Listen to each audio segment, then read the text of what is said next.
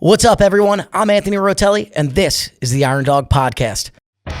This season, we're sitting down with race teams to talk strategy, mindset, and machines, and what it really takes to compete in the world's toughest snowmobile race.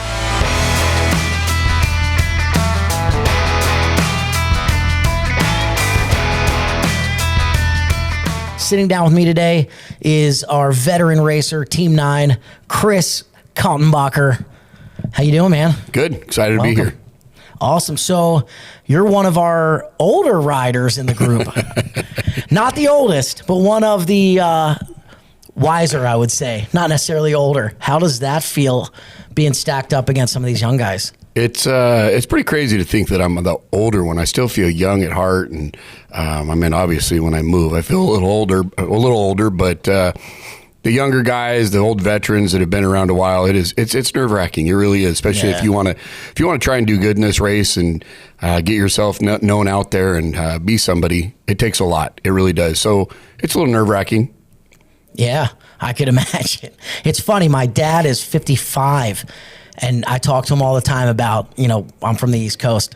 I heard you are from Nevada, so you're definitely not a local. It makes things a little difficult, but it's funny to hear the guys talk about, I'd come up there top 10 it, no problem.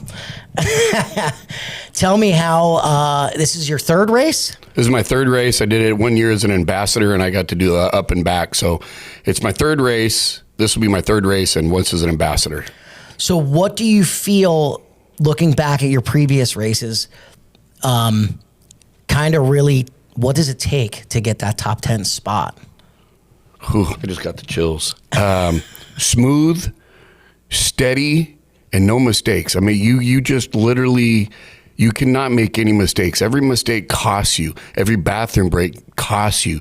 Every slow down to look at the GPS, to fix a gauntlet, to fix your boot, to fix your helmet, your goggles. It's costing you seconds. And when you watch these top teams go, it's so butter smooth. And in order to win this, be in the top 10, you got to be just butter smooth. That's what it takes. I mean, watching it for only 3 years and watching it even as a kid and, growing up in Alaska and watching it, just, it's got to be zero mistakes. Yeah. So you grew up here in Dillingham. I grew up in Dillingham, Alaska. Yes, sir. Okay. And then at what point did you move out? I moved out of Alaska. I graduated in 91, and then I stayed up here for a little while, and then I moved to Nevada. My last year in Alaska was 98. I'd come back and work in the summers and in the winters for vacation, Christmas and Thanksgiving. Then I moved out of Alaska, and then I didn't come back. I can't even remember. It was 20 some odd years before I went back to Dillingham, and I went back there a few years ago to speak at my high school. Wow. And that was great. Okay. That was very surreal. About? My mother had been killed by a drunk driver years ago. And so, and then I was big in the industry with snowmobiling and extreme videos with Boondockers videos and Thunderstruck, 509, Team Summit, just doing the videos. So my high school wanted me to come up and talk to the young kids about, what it takes and how to make it happen, Okay. So you grew up riding here. Yes. Moved to Nevada, totally change of scenery. You got the weather is 180 degrees, but you still chase the snow then. So you still I did. I moved down there for a few years. Obviously I didn't do it. I was in college, and then once I graduated from college, I bought another sled, and then I got really introduced into mountain riding. I'd never done a lot of mountain riding. In Dillingham, it's like what we do around here. What you guys do around here is flatland or up in the trees, and a lot of kids do, and a lot of people do go up into the summits and ride. But the tree riding down there compared to up here is pretty drastically different. Yeah, it's a whole other animal. It is. Boondocking versus... And so I got big into that, and then just progressed.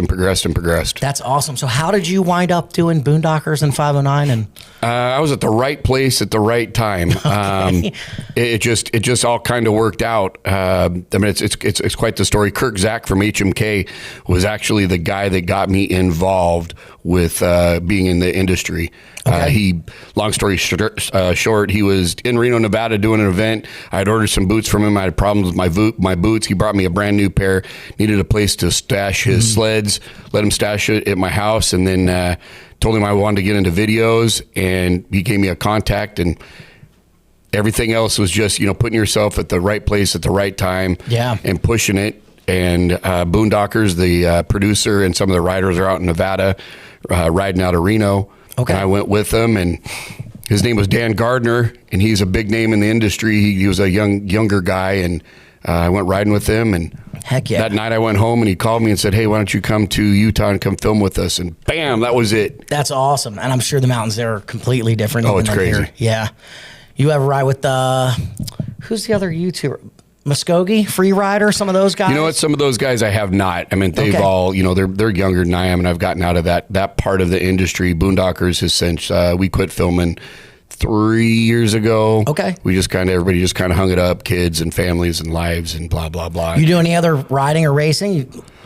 I got really big into the Iron Docker and Iron Dogger and the Iron Dog, and I do dirt bikes and stuff like that. But no, I just really focused on the Iron Dog quite a bit. It started off as just a dream. I wanted to do the Ambassador or just do it. Yeah. Then I got hooked up to the Ambassador, and then I was like, okay, I want to race once, and then. My wife was like, I knew it was going to grow into more. And then I raced once, and I was like, okay, now I know what it takes. So let's do it again. And then last year we did even better. And I was like, okay, I got to do it again. And my wife's just like, I knew this was going to turn into a sickness. And you were at the Ambassador, 50? You decided to do that at 50? You're just like, I keep hearing about the Iron Dog. I grew up with it. It's time. I'm doing it. I just wanted to do it. It was just something that's just been so intriguing, and the opportunity came up, and an opportunity comes up, you got to seize that, or it never comes back around. If I would have said no, I wouldn't be here right now. Yeah, so that's amazing. Dustin from Climb hooked me up with Roger Brown, and Roger Brown and his wife came down. I met him, and he asked me if I wanted to do it, and I was like, I'm in. Yeah. And he said, do you want to do the up and back? And I was like, well, yeah, it's the Iron Dog. Like, we got to do the whole thing. The whole thing. Yeah. It's the race is the race. If I'm here, I'm doing it. In my Ambassador, honestly, if it was, that should have deterred me. We had just the worst experience. Tell me a little bit about that. First year, obviously. First year was amazing. We leave here. My dad, grew up here. He was born here in Anchorage. We moved up here. He'd warned me about the farewell burn. Okay. Told me the burn is nasty. You got to be so careful in there, yada, yada, yada. My first year going through the burn, there was 2 feet of snow. It was beautiful. I was doing powder turns, and I thought this was the greatest. So the whole way to Nome, I'm like, this is a joke. Like, I really thought it was. Yeah. This is so easy. I'm out for a ride, and Chris Olds had scratched that year, him and Morgan. So they had talked Chris Olds to ride one of the Polaris sleds back with us. Mm-hmm. So he jumped in and was like, yeah, I'll do it. So we left Nome, and it was storming, and we got to to White Mountain, and the water had come up on the ice, and we didn't know it. And we ended up sinking 4 sleds in Gullivan Bay. Ooh. About knee deep, and I had no idea. I was the only one that didn't sink, but as we're going across the water, I was second following Olds, and I hit, and you're doing about 65. It was 6:03 in the morning, I believe. So it's pitch black, and all of a sudden you see water. Dawn's not even coming up. No, you see water, and I was like, what the heck we got going on here? Mm-hmm. And then I could see headlights disappearing behind me because everybody was sinking in the water. Okay. And then Chris, it would just, the sleds that they were on just lost momentum. They sank, and I just kept going straight. And finally, I found a patch to stop on, and I stopped, and it was scary. I thought for sure I was in here, grown men, screaming for help and blah, blah, blah. And Chris Olds just came walking out of the water.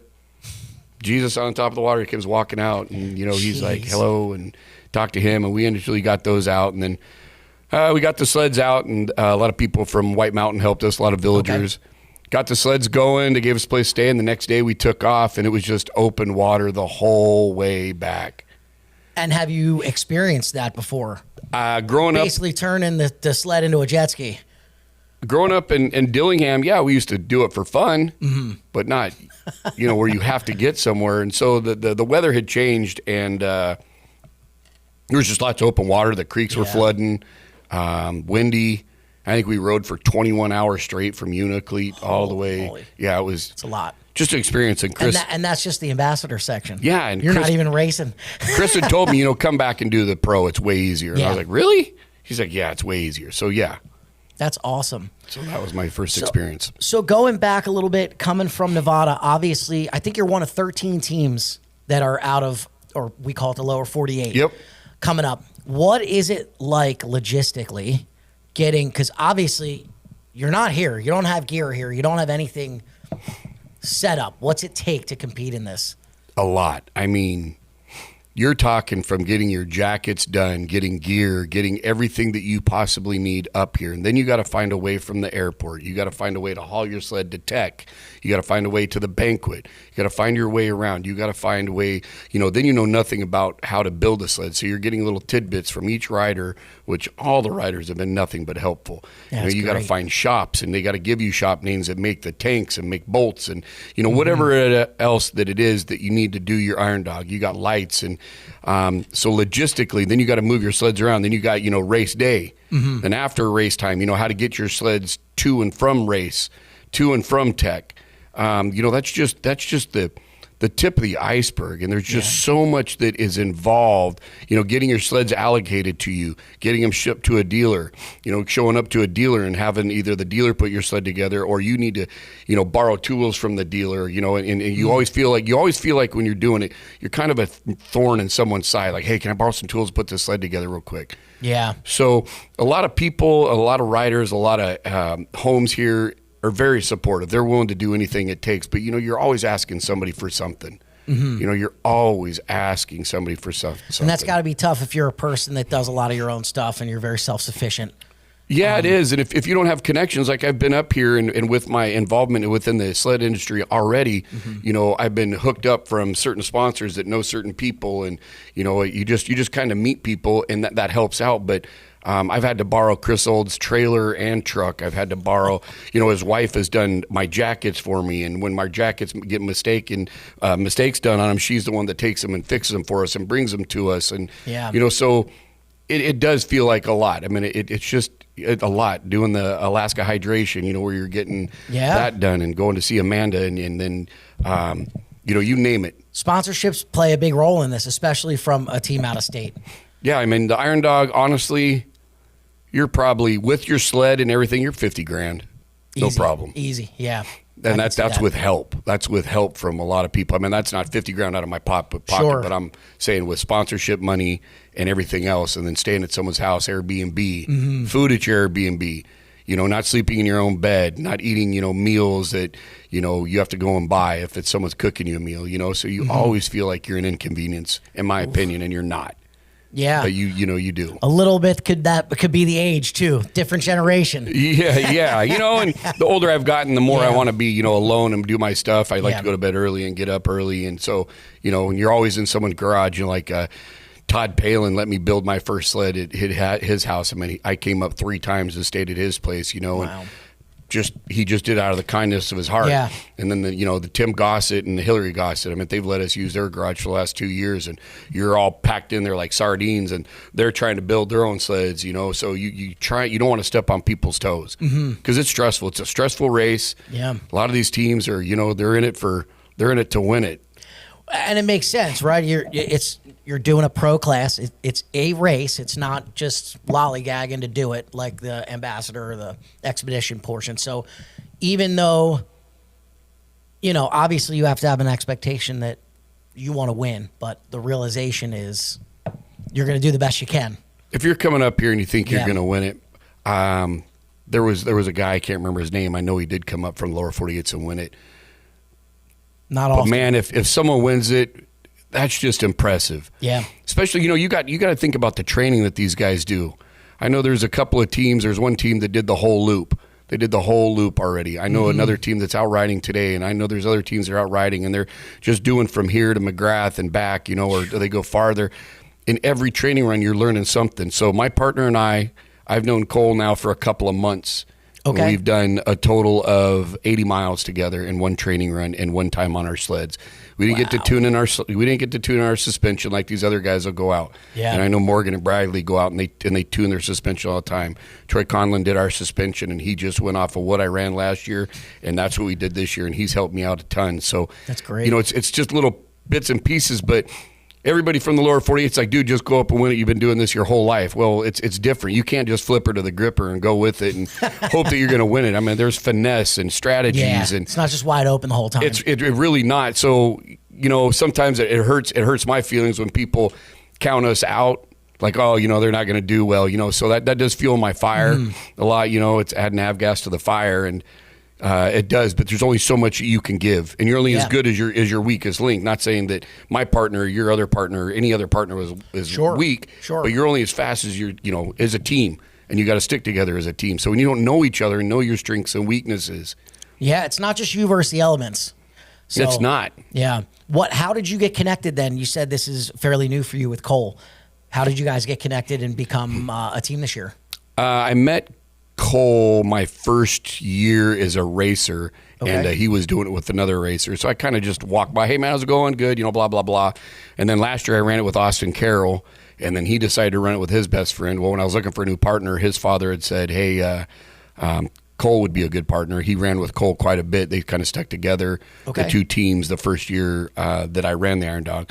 So I gave Cole a call, said, hey, man, you think about doing the Iron Dog? He's like, no, not really. Why? And I was like, well, I need a partner. He's like, yeah, I'm in, just like that. He goes, I'll run it with you. I was like, hey, we're in. That's awesome. So away we went. The race fuel there. That's great. Yeah. Yeah. Sometimes it doesn't, you gelled enough. So I just wanted a partner, and you just don't know. You don't know, he's a high energy guy. He owns a landscaping business. He's in good shape. He's 34. So he's my son, basically, so, you just kind of look in someone, it's just a different type of breed to do this race. And nothing against any of my friends. I've got a couple people from lower 48s I've asked a couple of them that you just know they've got that in there. Because when you're doing the Iron Dog, you just can't call timeout and stroll on in. Yeah. That's one of my favorite lines from Point Break. You can't just stroll in and say, I quit. You got to dig it out. So you're hundreds of miles from anywhere. And just logistically, okay? So let's just say you break down in Koyuk. How are you going to get your sled out of Koyuk? You probably have to break down your sled. Then you got to fly it to like Nome to put it on a bigger plane. And then from the bigger plane, you got to fly it all the way to Anchorage. You got to put it back together, get it to places, get, villagers to help you. Or if you're broke down out in the middle of nowhere and you got to tow it in and you scratch them in, just money-wise. Yeah. A couple of $1,000 right there. So I was going to say, now that's a question that I have. Obviously, backcountry riding is different than a race, but sometimes you're out in the boondock and someone breaks something. You turn the sled around, put it on someone else's tunnel, you tag it out. Are you able to do that, or have you done that? Have you seen other teams have to tow a sled? Yeah, so you can tow into a checkpoint. Okay, but you can't leave. You can't keep towing it. You can. The rules, I'd have to read the rule, but I know you can tow into a checkpoint. Gotcha. But you can't continue. You can't keep towing it. Yeah, so you can get it somewhere to try to get a look at it, fix it, and keep going. So that's awesome. Then you got to find, you're off the clock, talk to villagers, get parts together. Then you're back on the clock, and then you're doing it if it's snowing or 20 below or 50 below or whatever the heck it is. Yeah, you're out there working on a sled, and that to me is just horrible. I'm not the greatest mechanic by any means. And throw that in the mix. Yeah. Jeez. And up here at this time of year, it's not much sunlight. So no. You're racing that too. Yeah. Exactly. What are you doing when you're not racing? Most racers have a job, have a 9 to 5. Oh, I'm an inspector for our water district in Reno, Nevada. Yeah, so I've been there. I'm coming up on 19 years. I've been there, and I'm a water inspector for all our pipe that goes in the ground. That's awesome. Yeah. Inspector by day, racer by February. Yeah, exactly. I love it. So you ride a Polaris. What have you always been with Polaris? I always find it interesting to see why guys ride what sled. Or as a kid, I started off on an 81 Polaris Star in Bethel, Alaska. Okay. And then we moved to Dillingham. We bought a Bravo 250. And then I bought an Exciter 570 Yamaha from a guy that did the Iron Dog. Yeah. Some of the people on this listening probably don't even know some of these sleds. And then from there, I think I had a Arctic Cat Lynx for a while, and then which was my parents, and then I went to Polaris when I moved to Nevada. Is when I got into Polaris. I bought an Ultra and rode Polaris. All my friends always had Polaris. My parents would buy vehicles or sleds for a purpose for their dog team. So I only had the Bravo and the Polaris Star and the 570. Gotcha. So I only bought what I could afford. So the old 500 Indies and stuff I couldn't afford. So you weren't fancy then. No, I wasn't, dude. I borrow my friends sometimes. I just thought I was the cream of the crop. Right. How do you feel the technology has come from, riding as long as you have and the sleds today? It's incredible. I cannot believe that people used to do this on some of those old sleds with a leaf spring laminated suspension. map, a wax map, and a compass. Jeez. I just could not fathom that. 2 years ago, my last year's partner, the Carrolls, and I, and my partner, we were in a ground storm leaving Buckland, going to Sellewick. Okay. And the four of us were in a row. I could see the guy behind me, but I couldn't see the two behind me, behind him. It was that bad. And I was just following a GPS, and at 2 points, one point I stopped and I asked Chris Carroll, I was like, hey, I said, are you scared? Because I feel like we're going in circles. He's like, you're doing good, man. Just stay on that line. And then another time, you're looking at your ski because you're kind of leaning because it was blowing so hard. Yeah. You couldn't see things, so you're just kind of watching your ski. Okay. And I came to a stop, and the wind was blowing so hard I thought I was moving. And so I looked back, and everybody's like, what are you doing? I was like, my bad. We're moving. So, yeah, the technology is incredible. Yes. It is absolutely. Well, we got 7S gauges there and a GPS. So, do you feel you rely on that a lot, especially not being able to train like some of these other guys? And like you talk about, you go to McGrath, you go out to Kotzebue, or you start to realize little things like, oh, I remember that tree. I remember that stick. Or you don't have any of that being from the lower 48. So how do you feel you're kind of more reliant on the technology in a way today? I am. And I think this year I finally realized, I've gotten some information from Troy Conlon, from Chris Carroll, and from Chris Olds and Todd Palin. They've all kind of helped me out. And you start to, you're looking at the GPS too hard, or sometimes you got to stop and look around. Yeah. Look around, and you don't have time. But if you read your GPS and you look at it and you memorize the checkpoints and look at the villages, it is so more. But I do rely on it a lot when you're out there and it's flat white and you see nothing and you can't see markers. I mean, you are reliant on that. Now, do they set it up for you, or do you get to choose whether you have, for instance, north up or position direction up? I choose. How do you ride? I like it so my map is moving with me. Okay. I like my arrow to move. I want to know that because I get confused by it. My brain just doesn't work that way. So I like my little arrow.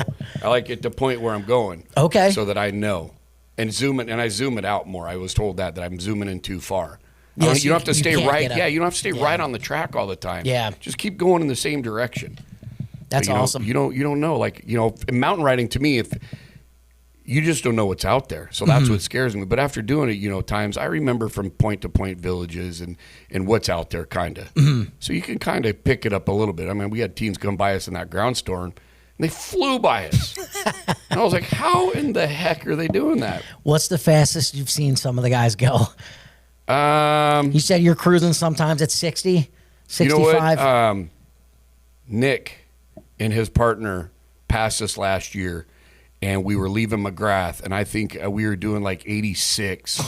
And they weren't even on the trail, and his partner came by, and he had his arm tucked. I can't remember his name, but he had his arm tucked. And as he drove by, he had his finger on the throttle, and he just did one of those pilot salutes to me. And it was just like, and so I was Nick like. and Tyler. Oh, yeah, Nick and Tyler.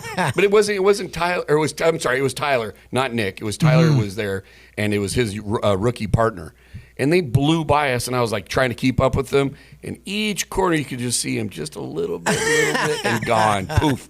But yeah, I don't know how fast they were going. I was doing 86, 84, somewhere in there. Left you standing there. Oh, yeah, gone. That's incredible. It's crazy. Yeah, it's not a joke. This is really, I would say, once in a lifetime opportunity to even race the Iron Dog. I almost kind of equate it to, what's the race in Formula One? The Le Mans. Yes. This is like snowmobiling's Le Mans. I mean, it's incredible. And I'm sure,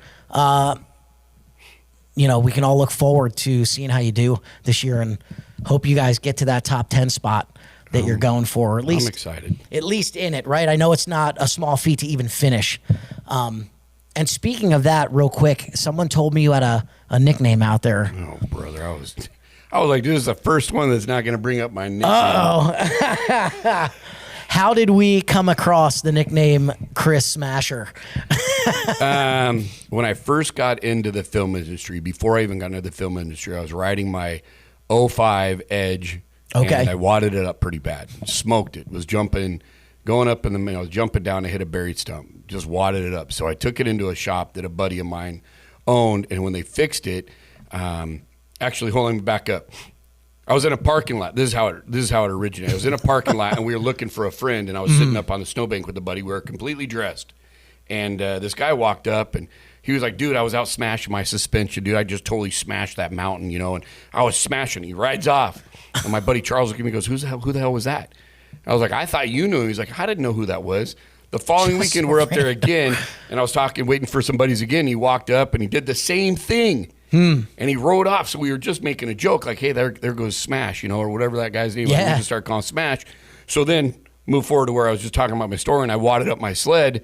When I took it into the shop where my buddy was fixing it, his cousin owned a vinyl shop. So they put Smasher Smashington on the hood of my sled, and that was my name. So then when I got into the movies, well, the first time I was riding with Team Summit, I went out with a couple guys. They asked me how the story of Smasher Smashington came up. So then I got into that movie. And when I got into that movie, the producer called me and said, "What name do you want?" And I was like, "Well, I want Kris Kaltenbacher." And nope, it came out as Smasher. They picked it for you. Smasher was my name.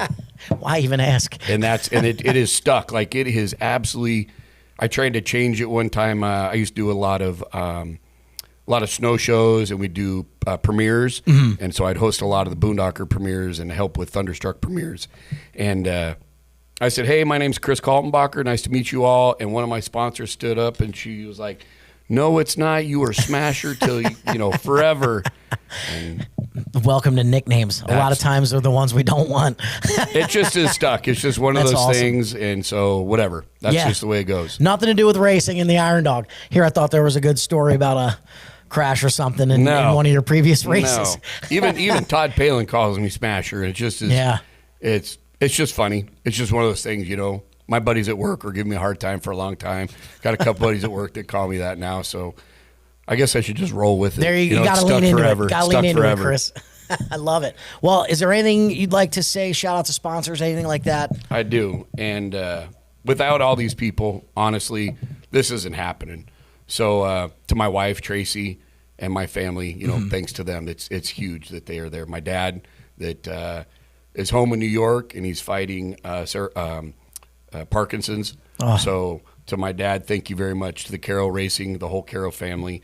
Climb, Reno Rock, Independent Specialist of Reno, Vogue, Sabin Landscaping and Design, Angler's Bar, Arctic FX, Tide Taple, Carl Cycle, Cardo Radios, Cardo Com, Snow Big Deal, Power Mad, Studboy Traction, Delta Power Sports, Farmers Bureau Insurance, Hayward Power Sports, DuraPro, Detrimental Concepts, Oxbow Skins, Hydrate Alaska, Troy Conlon, Sean Lynch, Chris Carroll, the Houston family, my aunt, uncle, Skins, to you guys, to the Iron Dog, to everybody that's helped me. There's so many people, and I'm just excited to do this race. I hope that I hope we can finish the top 10. That's my goal. That's my dream. I would love to hold a cardboard check up for my dad. That would just be. If I hold that cardboard check up, that's going to be the one that I hang like the Iron Dog sign, and all my accolades, all my covers of magazines and videos. That's going to go right in the middle. I'm going to hang my Iron Dog hat in my bib, and that'll be my career. I wasn't supposed to be in this. I was just a kid from Dillingham. I followed a dream and some passion, and it's led me in a great direction. It really has, and I have no regrets. To get a top 10 would just show everybody that I guess I've got what I got. The one thing I do admire about a lot of the Iron Doggers and the Iron Dog community is sometimes I get a little bad attitude because I'm not where I should be. But Chris Olds, one time in Nome, my first year, he was like, "Dude, you're halfway there to becoming a vet." And a lot of the guys have always said, if you finish this race, you're a winner. Yeah. And I do see that, and I think you get caught up in what everybody else is doing. And if you finish the Iron Dog, you are somebody. In my book, when I look at these people, I mean, obviously a top 10, those dudes are some bad fools. Yeah. But if you can finish this race, you know what? You're an Iron Dogger for life. That's awesome. You're not wrong. I mean, 2,500 miles is no small feat. So finishing. Tell my wife it's a special kind of stupid. If you're going to be stupid, you got to be tough. Last year, coming into Nome, I got sick. Got super sick. I mean, I was laying in my bed shaking, trembling. I was so unbelievably sick. Called my wife. I was like, I think this is where it's going to end. Like, I was like, I can't believe I got to ride a sled. Mm-hmm. So I got on the sled and we rode. And then Austin and I got into the Farewell Burn, 20 miles from Nikolai. I wrecked, broke my arm. Ooh. First thing out of Austin's mouth was, are we going to make Big Lake? I was like, well, we're not quitting. Let's just go. So I made it. We made it. I mean, it wasn't a horrible break, but it fractured the break bone. Is a break, yeah. But sick with a broken arm, if you're going to be stupid, you got to be tough. So I think I've proven I'm tough, and I'm stupid. We're going to do it. We're going to do it. We're going to try like heck to get this top 10. So thank you guys very much. Thank you for coming out, Kris. Team 9, good luck. We'll see you out there on the trail. 9 is in the dime. This isn't just a race. It's endurance, machines at their limits, and teams pushing through Alaska's toughest terrain. Welcome to the Iron Dog Podcast, where we go behind the helmets, behind the sleds, and into the stories that make this race legendary.